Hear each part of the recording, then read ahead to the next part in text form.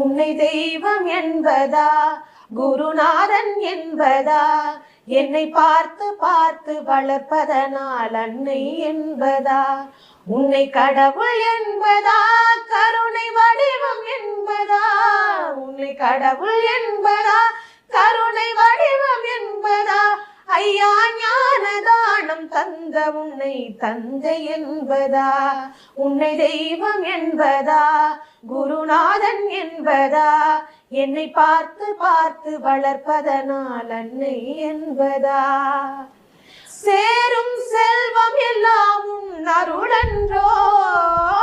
பாடும் பாடல் எல்லாம் உன் தயவன்றோ